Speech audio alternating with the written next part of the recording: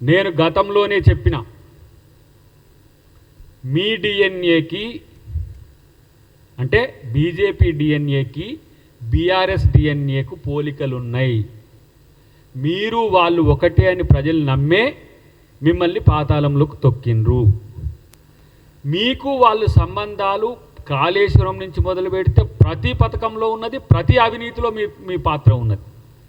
ఏ ఒక్క బిల్లుకు కూడా మీ వాళ్ళు వ్యతిరేకించలేదు, వాళ్ళు వ్యతిరేకించలేదు. బీఆర్ఎస్ ఏ ఒక్క ఏమంటారు దాన్ని యాక్ట్లకు కూడా, నల్ల చట్టాలు కావచ్చు, లేకపోతే ప్రతి రాష్ట్రపతి ఎన్నికలు కావచ్చు, అసలు బీజేపీకి బీఆర్ఎస్ అంటుగొమ్మలాగా ఉన్నదని పదే పదే చెప్పింది, ప్రజలు నమ్మిండ్రు.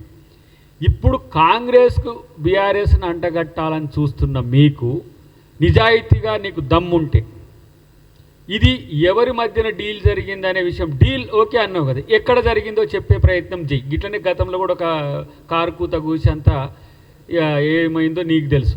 ఇప్పుడు నేను అంటున్నా, గతంలో కూడా నేను ఛాలెంజ్ చేసిన, ఈరోజు మీరన్న మాటల్లో అబద్ధం అనేది లేకుంటే మీరు ఆ వివరాలు ఎవరితో జరిగినో బయటపెట్టి బట్టగాల్చి మీదేస్తే ఈరోజు పరిస్థితి ఎట్లా ఉంటుందో గమనించుకోండి. ఎందుకంటే కొంచెం ఎమ్మెల్సీ అయినాక కొంచెం ఈ పదాలు కొంచెం పొదుపుగా వాడమనే విజ్ఞప్తులు వస్తున్నాయి కాబట్టి మేము మాట్లాడతలేము. కానీ ఇలాంటి సిగ్గుమాలిన చర్యలకు మీకు ఎందుకు దిగజారుతున్నారో మీ బీజేపీ వాళ్ళు చెప్పాల్సిన అవసరం ఉంది.